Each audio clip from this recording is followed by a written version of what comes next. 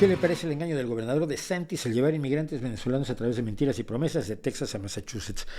Ese fue un caso del que quería yo hablar un poco, y ya que estamos en esto, pues vamos a hablar de ello un poquitín. ¿Qué fue lo que pasó aquí?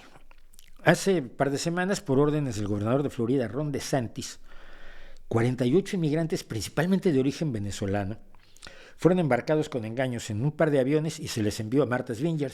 Martha's Vineyard es una isla en Nueva Inglaterra que es una especie de colonia vacacional para lo más granado de la Nueva Inglaterra demócrata. Son estos ricos progresistas, modelo los Kennedy. Los Kennedy son el ejemplo tipo del progresista bien situado de Nueva Inglaterra. Y todos tienen su casita en Martha's Vineyard. Las personas que convencieron a estos inmigrantes de abordar los aviones les dijeron que iban a Boston, donde les esperaban papeles para poder trabajar.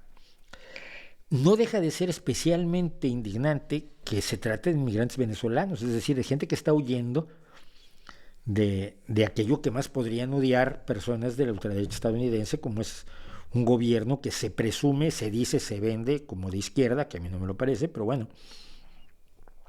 que sigue siendo una especie de caudillismo tropical con un dictador suelo al uso, como los que ha habido siempre, pero cuya ideología es escasita. O sea, que es una ideología de discurso muy bonito, pero que en la práctica pues no da resultados para la mejoría, para el bienestar de la población y la educación de los niños y todo esto que hemos hablado, que deberían ser los objetivos esenciales de la política.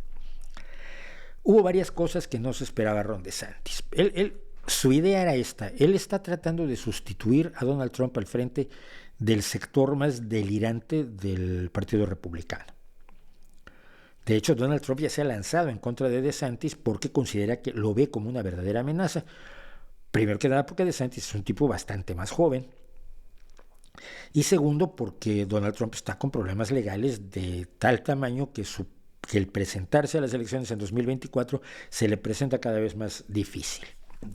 Entonces Ron DeSantis quiere tomar la iniciativa y el timón de la derecha republicana delirante tipo su resurrección 6 de enero de 2020. Y una idea que había sido, además, si mal no recuerdo, de Donald Trump, es la que retoma. Es decir, tomas un montón de inmigrantes y los mandas a un lugar donde haya muchos demócratas.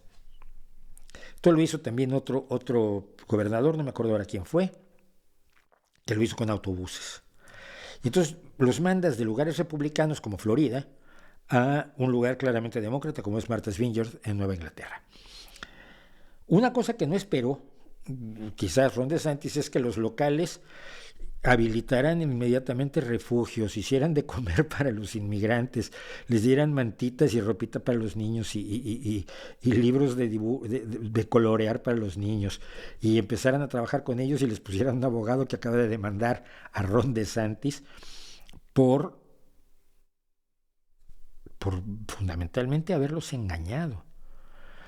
Hay gente que tenía citas, les hicieron citas para solucionar su situación inmigrante en lugares a 3 horas en avión de Martha's Vineyard al día siguiente. Esta gente no tiene para pagarse un avión. Entonces, estas ganas de ser más Trump que Trump están condicionando mucho de lo que hacen los más delirantes del sector delirante de los republicanos. Hay gente como Lauren Boebert, por ejemplo, que ha dicho que la separación iglesia-estado es una locura que no está en la Constitución, y sí está. En la Constitución estadounidense está claramente la separación iglesia-estado. Como decía, hay gente ya de la ultraderecha republicana que pretende alcanzar el poder a través de Ron DeSantis o volver al poder con Donald Trump, que hablan directamente que las mujeres en su casa y sin estudiar y sin votar. Y hay mujeres que están de acuerdo. Y están diciendo todo tipo de mentiras que la gente menos avisada les cree y por la que votan. En este chistecito, Ron DeSantis se gastó $615,000. Y hay también una demanda sobre el uso indebido de esa cantidad de dinero para hacer este numerito. Es la ultraderecha antiinmigrante en el poder. Eso es lo que hacen. Hemos hablado de Italia, hemos hablado de Brasil, hemos hablado de los riesgos de la ultraderecha en España, que yo los veo cada vez más desbrujulados, sobre todo porque ahora una de sus grandes líderes, Macarena Olona, pero ellos son un grupo de antiinmigrantes, que una es de origen cubano, la otra es argentina y el otro era de algún país africano, no me acuerdo de cuál. Pero la cubana, Macarena Olona, se ha salido del partido y amenaza con hacer su propio partido, que sería maravilloso, porque al pulverizar el voto de la derecha, lo que hace es reducirles el acceso al Congreso de los Diputados, que es lo que hizo Podemos con su surgimiento, y por lo cual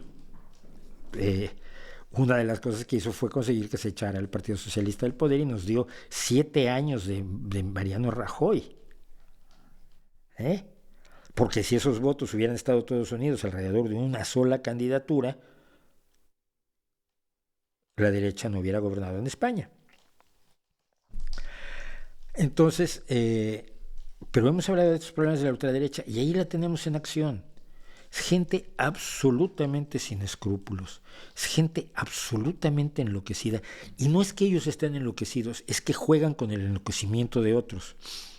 Yo no creo que Ron DeSantis se crea la conspiración de QAnon, pero la está usando, y Lauren Boebert la está usando, y otros diputados y senadores que ya están en las instituciones en Estados Unidos lo están usando.